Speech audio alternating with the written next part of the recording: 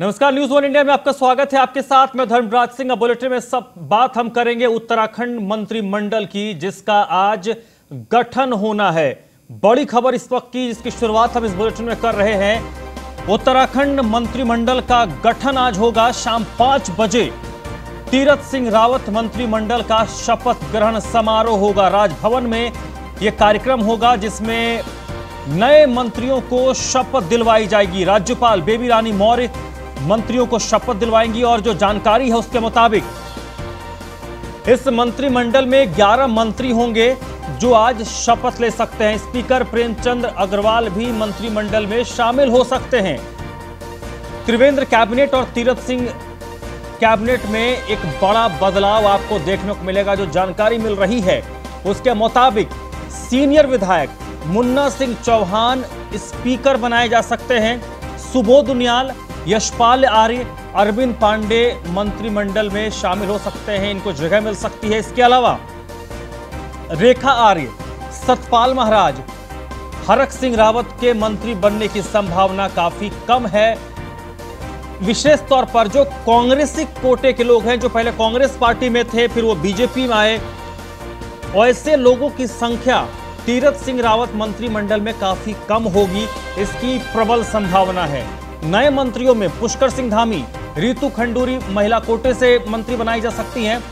सुरेश राठौर को मंत्रिमंडल में शामिल किया जा सकता है। गणेश जोशी, बलवंत सिंह भौरियाल, महेंद्र भट्ट भी तीरथ सिंह रावत मंत्रिमंडल में शामिल हो सकते हैं। इसके अलावा बिशन सिंह चुफाल, स्वामी यतीश्वरानंद और राजेश शुक्ला भी प्रबल दावेदार हैं। हालांकि जो हम आपको नाम बता रहे हैं ये दावेदार हैं, इंतजार करना होगा कुछ और वक्त, उसके बाद स्थिति पूरी तरीके से स्पष्ट हो जाएगी।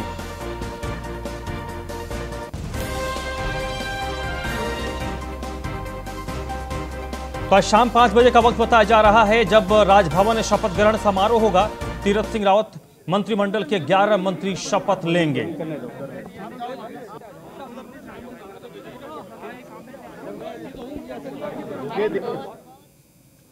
वही मंत्रिमंडल विस्तार को लेकर उत्तराखंड बीजेपी प्रभारी दुष्यंत गौतम से खास बातचीत की है हमारे एसोसिएट एडिटर ब्रजेश श्रीवास्तव ने। उत्तराखंड में मंत्रिमंडल गठन को लेकर चर्चाएं जोरों पर हैं। कब मंत्रिमंडल गठन होगा, मंत्रिमंडल में कौन कौन शामिल होगा, इस पर अभी कयास लगाए जा रहे हैं। इस वक्त हमारे साथ उत्तराखंड बीजेपी के प्रदेश प्रभारी दुष्यंत गौतम जी हैं। सर, मंत्रिमंडल गठन को लेकर के कयास लग रहे हैं, कब तक ये अफवाहें, ये कयास, ये सब अनुमान खत्म हो जाएंगे? आज खत्म हो जाएगा ये। अभी दिल्ली से लिस्ट आएगी, उस हिसाब से हम बता देंगे सबको किसको मंत्री बनना है। और मेरे ख्याल 4 बजे का समय हमने रखा है, 4 बजे से पहले पहले सब मालूम हो जाएगा। सर, सबसे बड़ी बात यह है कि पुराने चेहरे को तवज्जो दी जाएगी, कुछ नए लोग को शामिल किया जाएगा और पिछली बार 3 पद हमेशा से खाली रहे। क्या इस बार पूरे 11 लोग शपथ लेंगे? हर क्षेत्र का, जाति का, धर्म का और 11 के 11 को ही शपथ दिलाई जाएगी, सबका ध्यान रखा जाएगा। सर, ये उम्मीदों का पहाड़ है, क्योंकि 1 साल से कम का वक्त है, नेतृत्व परिवर्तन हुआ है, हर किसी की उम्मीदें परवान चढ़ रही हैं। हर किसी को सेटिस्फाई करना संभव नहीं है सियासत में, लेकिन किस तरह से सामंजस्य बिठाया जा रहा है?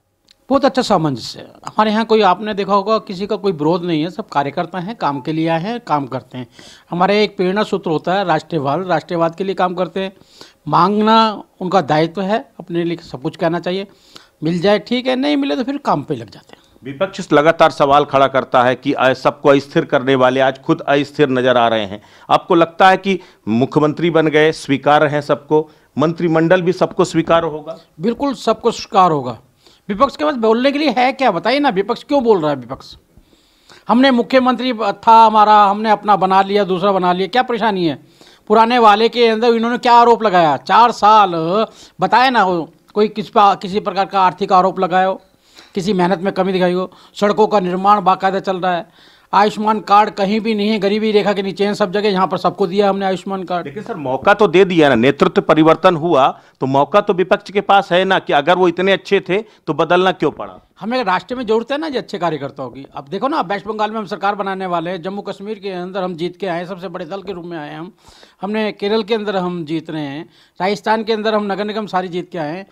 आखिरकार ऐसे कार्यकर्ता जिनको अनुभव है सरकार और सत्ता का और मेरे ख्याल त्रिवेंद्र रावत जी पहले भी राष्ट्रीय पदाधिकारी रहे हैं, प्रभारी भी रहे हैं, और मेरे ख्याल प्रदेश के में भी काफ़ी दायित्व निभाए हैं, तो इसलिए उनके अनुभव का इस्तेमाल किया जाएगा। सर, क्या परफॉर्मेंस आधार होगा, एक्टिविटी या जातीय संतुलन आधार होगा इस बार मंत्रिमंडल में जगह पाने के लिए? क्योंकि पिछले 4 सालों के दौरान जो मंत्री थे उनमें कुछ लोगों की परफॉर्मेंस को लेकर के भी, बिहेवियर्स को लेकर के भी सवाल खड़े हुए, तो क्या ये भी कोई पैमाना रखा जा रहा है?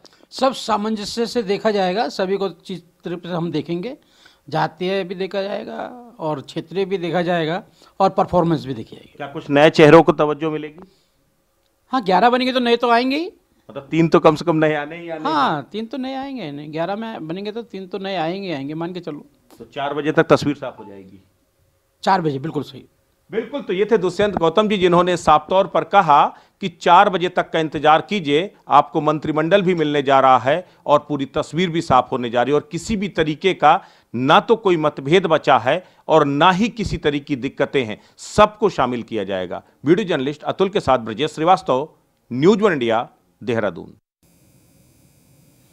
तो ये आप देखिए, हम आपको बता रहे हैं कि वो संभावित लोग कौन हो सकते हैं। मुन्ना सिंह चौहान को मंत्रिमंडल में जगह मिल सकती है। हरबंस कपूर देहरादून कैंट विधानसभा से विधायक हैं और सीनियरिटी के नाते इनका नाम, मसूरी विधानसभा से विधायक है गणेश जोशी, इन्हें भी तीरथ मंत्रिमंडल में जगह मिल सकती है। प्रेमचंद्र अग्रवाल स्पीकर हैं, लेकिन उन्हें इस नए मंत्रिमंडल में जगह मिल सकती है। इसके अलावा बिशन सिंह चुफाल डीडीहाट विधानसभा से विधायक हैं, पूर्व बीजेपी के प्रदेश अध्यक्ष रह चुके हैं। तीरथ मंत्रिमंडल में इनका भी नाम लगभग फाइनल। रितु खंडूरी, एक महिला मंत्री की सख्त जरूरत होगी, एक महिला कोटे से, तो यमकेश्वर से विधायक हैं, इनका भी लगभग तय है। पुष्कर सिंह धामी खटीमा विधानसभा से विधायक हैं और ये भी मंत्रिमंडल में शामिल हो सकते हैं। बलवंत सिंह भौरियाल कपकोट विधानसभा से विधायक हैं, पूर्व के कैबिनेट मंत्री भी रह चुके हैं। चंद्रा पंत का भी नाम चल रहा है, पिथौरागढ़ विधानसभा से विधायक हैं और इन्हें भी मंत्रिमंडल में जगह मिल सकती है। सुरेश राठौर ज्वालापुर विधानसभा से विधायक हैं, सुरेश राठौर। इसके अलावा खजान दास राजपुर रोड विधानसभा से विधायक हैं। ये हम आपको नाम बता रहे हैं जो अलग, जो संभवतः उस लिस्ट में इनका नाम हो सकता है जो दिल्ली से देहरादून पहुंचेगा। मुन्ना सिंह चौहान, हरवंश कपूर, ये वो लोग हैं जिनका नाम दिल्ली दरबार में लगभग तय हो चुका है। और इस मंत्रिमंडल के लिस्ट को देखिए, जो संभावितों की लिस्ट हम आपको दिखा रहे हैं, इसकी इसको अगर आप देखें तो आपको ये पता चलेगा कि जो पूर्ववर्ती त्रिवेंद्र सिंह रावत मंत्रिमंडल में जो मंत्री थे उनमें ज्यादातर का पत्ता साफ हो गया है।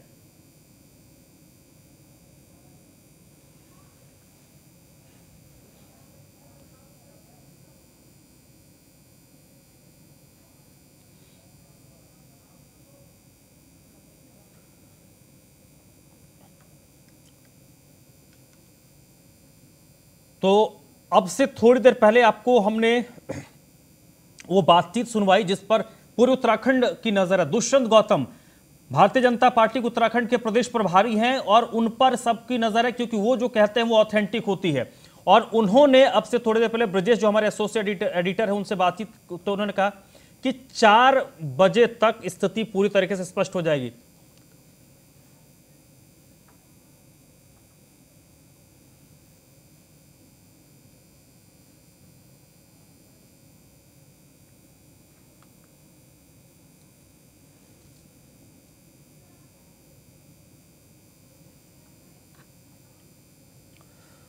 तो इस वक्त हम उत्तराखंड की सियासत में बहुत कुछ चीजें हो रही हैं, हलचल है उत्तराखंड की राजनीति पे, तो इसी पर हम चर्चा करेंगे। समित टिक्कू इस वक्त हमारे साथ जुड़ रहे हैं, प्रदेश प्रवक्ता है आम आदमी पार्टी के, और सुरेश जोशी है प्रवक्ता भारतीय जनता पार्टी के, जो इस वक्त मेरे साथ जुड़े हुए हैं। और थोड़ी देर में कांग्रेस के प्रवक्ता भी हमारे साथ जुड़ेंगे, उनसे भी बातचीत करेंगे। पहले तो आप दोनों का बहुत बहुत स्वागत इस चर्चा मेरे साथ जुड़ने के लिए। सुरेश जोशी साहब, पहला सवाल आपसे ही, जो लिस्ट हमारे पास आई है, जो हमें हमारे सोर्सेज बता रहे हैं, उससे यह पता चलता है कि जो पूर्ववर्ती सरकार में यानी त्रिवेंद्र सिंह रावत मंत्रिमंडल में जो मंत्री थे उनमें से ज्यादातर लोगों का नाम नई सूची में नहीं है। First comment sir. देखिए, अभी हमारे प्रभारी जी ने आपको स्पष्ट तौर पे कहा कि 4 बजे मंत्रिमंडल का विस्तार होगा और तब तक आपको पूरी सूची मिल जाएगी। तो अभी आप और हम जब बात कर रहे हैं तो 1:38 हुए हैं जी। तो मात्र आपको जो है डेढ़ दो घंटे के अंदर। हाँ। आपकी आवाज बैक हो रही है, साउंड में प्रॉब्लम है कोई? जी बोलिए। तो मेरा कहना यह है कि जो भी मंत्रिमंडल में जो हम लोगों को जगह देंगे वो सभी भारतीय जनता पार्टी के कार्यकर्ता, भारतीय जनता पार्टी के विधायक, उनको सम्मान से जगह मिलेगी। और इसमें मंत्रिमंडल जो होगा कि जैसे प्रभारी जी ने बोला कि एक मिश्रित मंत्रिमंडल होगा। इस मंत्रिमंडल में युवाओं को भी स्थान मिलेगा, महिलाओं को भी स्थान मिलेगा और मंडलों की दृष्टि से भी सबको स्थान मिलेगा। और अनुभव, योग्यता, अनुभव, पार्टी के सिस्टम पे काम करने की कार्यशैली, ये तमाम बिंदुओं पर जो है कि विचार विमर्श करने के तदोपरांत मंत्रिमंडल का गठन होगा। और उस मंत्रिमंडल में जो भी सम्मानित मंत्री बनेंगे वो सभी एकजुट होकर के 2022 की तैयारी के लिए प्रदेश में जो विकास की योजना है उनमें काम करेंगे और इसी एजेंडे में भारतीय जनता पार्टी आगे बढ़ेगी। सर, आपकी बातें पूरी तरीके से सही हैं कि अनुभव और युवा जोश का मिश्रण होगा, हर प्रांत का, हर जिले का ध्यान रखा जाएगा, जातिगत समीकरण को साधने की कोशिश हर दल करते हैं, आप भी करेंगे, वो सारी चीजें होंगी, महिला कोटे से भी कोई होगा। सवाल यही है कि जो पूर्ववर्ती मुख्यमंत्री थे उनके मंत्रिमंडल में जो लोग थे, क्या वो इसमें होंगे, कितने होंगे? क्योंकि उनकी भी बड़ी शिकायतें रही हैं कुछ एक मंत्रियों से। देखिए, पहली बात मैं आपको ये बताऊं कि जब तक राजभवन से माननीय विधायकों को, जिनको मंत्रिमंडल की शपथ ग्रहण करनी है, उनके लिए पत्र नहीं आता है, उससे पहले ही मैं सारी चीजें जो है कि आपको बताऊं या मेरे को जानकारी हो, ये तो असंभव है ना। ये संवैधानिक व्यवस्थाएं हैं। तो माननीय मुख्यमंत्री जी ने संवैधानिक व्यवस्था के तहत महामहिम राज्यपाल को सूची सौंपी होगी और राजभवन से उनको आमंत्रण आएगा। और जब वो आमंत्रण आएगा तो सबसे पहले प्रेस को भी जो है कि उसको दिया जाएगा, तो आपकी जानकारी में वैसे ही आ जाएगा। और जैसे मैंने पहले ही कहा आपको कि 2 घंटे 19 मिनट में तो सबको पता चल जाएगा, पूरे प्रदेश को पता चल जाएगा कि मंत्रिमंडल किसका बनना है। लेकिन हम इतना कह सकते हैं कि जो मंत्रिमंडल बनेगा वो मंत्रिमंडल एक जवाबदेही से काम करने वाला और जनता के बीच में जाकर के जनता की समस्याओं को सुलझाने वाला और इस प्रदेश के अंदर के विकास को, जो त्रिवेंद्र जी की सरकार ने जो विकास 4 वर्षों में किया है, उस विकास को तेजी से आगे करने वाला मंत्रिमंडल होगा। और उसमें हर व्यक्ति जो है अपनी जिम्मेदारी, अपनी रिस्पॉन्सिबिलिटी को समझ करके 2022 की तैयारी में लगेगा। ठीक है सर, ये बिल्कुल ये एक आदर्श स्थिति होती है कि मुख्यमंत्री अब क्यों उनको अधिकार है कि इसको मंत्री बनाते नहीं बनाते, वो उनकी ओर से चिट्ठी राजभवन को जाती है, राजभवन से लेटर आए या कॉल आए, उसके बाद फिर मंत्रियों को पता चलता है कि वो मंत्री बनने वाले हैं। समित टिक्कू के हम मेरे साथ जुड़े हुए हैं, कांग्रेस के आर.के. रतूड़ी साहब भी जुड़ चुके हैं। पहले समित, आपसे ही जानना चाहेंगे, अगर ऐसी स्थिति बनती है कि जो हमारे पास रिलायबल सोर्सेज से इंफॉर्मेशन आ रही है कि जो त्रिवेंद्र रावत सरकार मंत्रिमंडल में शामिल जो मंत्री थे उनमें से बहुतों को बाहर का रास्ता दिखाया गया है, यानी वो नए मंत्रिमंडल में नहीं होंगे, इसको आपकी पार्टी कैसे आने वाले वक्त में एग्जीक्यूट करेंगी? जैसा हम पहले से ही कहते आए हैं कि बेरोजगारी, स्वास्थ्य, शिक्षा, बिजली, पानी, ये सब चरम पे इनमें अव्यवस्थाएं हैं। और मैं तो व्यंग्यात्मक तरीके से यही कहूंगा कि बेरोजगारी का तो आलम यह है कि अब इनके मंत्री खुद बेरोजगार होने वाले हैं। ठीक है। और जो ये जिस तरह की ये बात करते हैं कि नया मुख्यमंत्री आए, तो मैं ये कहूंगा चेहरा नया है और सोच वही है। 4 साल बर्बाद करने के लिए उत्तराखंड की जनता से इनको माफी मांगनी चाहिए। इनका चरित्र अब जनता के सामने आ चुका है और ये 4 साल के पाप नहीं धुलने वाले। आजकल सोशल मीडिया में एक मीम बड़ा वो हो रहा है कि, तो उसी पे मैं भी कहूंगा कि उत्तराखंड के परिप्रेक्ष्य में ये हम है, ये हमारा उत्तराखंड प्रदेश है और ये फ्लेक्सी वालों की चांदी आ रही है। तो ये जो 4 साल बेमिसाल, अभी मैं देख रहा था कि फ्लेक्स लगे थे, मुख्यमंत्री त्रिवेंद्र सिंह रावत की बड़ी बड़ी फोटो लगी थी और अब वो बदल चुकी है। तो ये 4 साल बेमिसाल नहीं, ये 4 साल बिना मिसाल रहे। और अभी जैसे मेरे माननीय सुरेश जोशी जी ने कहा कि 2 घंटे 19 मिनट बचे हैं आपके सामने, 2 घंटे में चीजें स्पष्ट हो जाएंगी। मैं एक चीज अभी से आपको स्पष्ट करना चाह रहा हूं कि चाहे मंत्री कोई भी बने, लेकिन इनका जो मोटो, इनका उद्देश्य वो ये होगा कि तेल अब सऊदी अरब से नहीं आएगा, जनता का ही निकाला जाएगा। और ये पाप किया इन्होंने, उत्तराखंड देवभूमि की जनता इन्हें कभी माफ नहीं करेगी। किस तरीके से इन्होंने आर्थिक बोझ डालते हुए इनको एक उपचुनावों की दहलीज पे रख दिया है। एक राज्य जो वैसे ही कई तरीके से आर्थिक संसाधनों से जूझ रहा है। तो मेरा ये मानना है कि प्रदेश विकास से कोसों कोसों पीछे जा चुका है और इसकी भरपाई इनसे उम्मीद नहीं की जा सकती है कि वो पूरी कर पाएंगे, क्योंकि इनके पास कोई विजन नहीं है, इनके पास कोई प्लानिंग नहीं है और इनके पास कोई सोच नहीं है। साफ शब्दों में कहूं तो नियत में खोट है। ठीक है, आरके रतोड़ी साहब भी हमारे साथ जुड़े हुए हैं, कांग्रेस पार्टी के। मैं इसका उत्तर दे दूं पहले? सर मैं आऊंगा आपके पास। रतोड़ी साहब, आपको मेरी आवाज आ रही है? कहाँ चल रहा हूँ, आवाज ही नहीं आ रही। आपको मेरी आवाज नहीं आ रही है? चलिए ठीक है, मैं कुछ तकनीकी दिक्कत है, हम रतोड़ी साहब के पास आएंगे। जी, बीजेपी के सुरेश जोशी साहब काउंटर करेंगे समित टिक्कू को, बताइए सर। देखिए, मुझे तो बड़ी हंसी आ रही है जो आपके आम आदमी पार्टी के प्रवक्ता बोल रहे हैं। ये वो झूठ का पुलंदा है। एक आपके सारे चैनल में अरविंद केजरीवाल जी का एड आता जी कि मैंने 500 करोड़ रुपया 4 फ्लाईओवर में बचाया। अब मैंने जब उसका पूरा रिसर्च किया, वो ये निकला कि भाई जितने की डीपीआर बनी थी फ्लाईओवर की, उसमें टेंडर कॉलिंग जब हुए, टेंडर कॉलिंग में उन्होंने जो है टेंडर आमंत्रित करने के बाद कॉन्ट्रैक्टर ने उसके परसेंटेज लो में टेंडर ले लिए। लो टेंडर प्रक्रिया को अरविंद केजरीवाल की सरकार सारे चैनलों में ऐड दे रही है कि इतने पैसे बचे, और जो पैसे बचे उससे ज्यादा इन्होंने बड़े बड़े जो देश के चैनल हैं उनको विज्ञापनों में खर्च कर दिया है। और ऐसी झूठ की मशीन अब इनके कुछ कारिंदे उत्तराखंड में भी आ गए हैं, और जो सिर्फ टीवी चैनल में आपको दिखेंगे, जमीन में कहीं नहीं दिखेंगे, वो भारतीय जनता पार्टी के उस कैडर बेस पार्टी जिसका कार्यकर्ता गांव के अंदर है, शहर के अंदर है, गली के अंदर है, मोहल्ले के अंदर है, उससे मुकाबला करने का एक दुस्वप्न देख रहे हैं।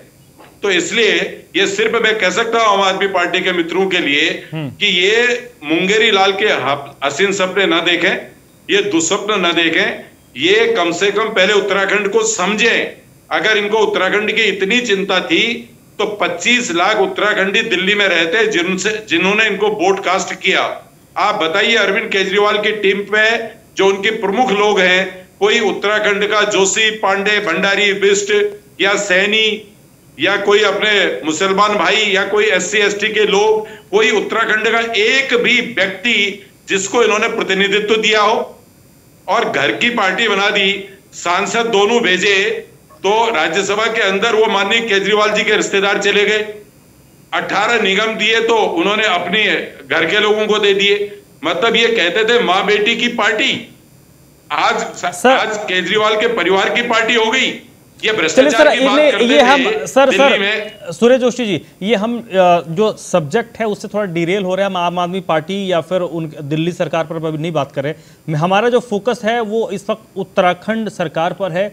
नया मंत्रिमंडल बन रहा है, तो हम यहाँ पर कोशिश ये कर रहे हैं कि जानने की कि नया मंत्रिमंडल अगर बन रहा है तो उससे उत्तराखंड का भविष्य भी आने वाले 1 साल में उज्जवल हो।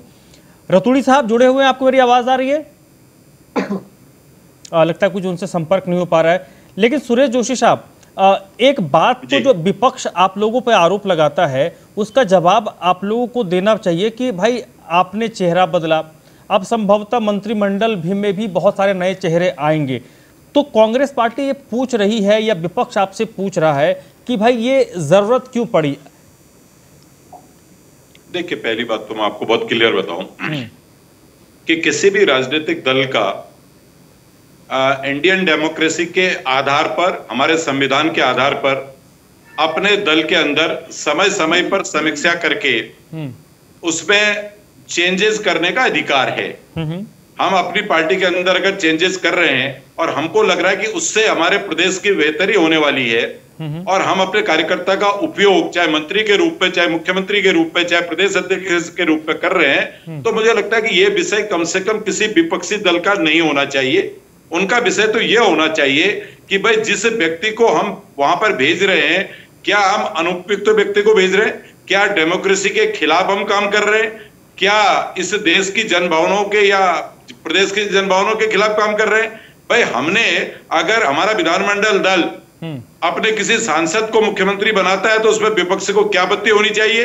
अगर हम अपने 57 विधायकों में से मंत्री को चेंज करते हैं या नया बनाते हैं, उसमें इनको क्या आपत्ति होनी चाहिए।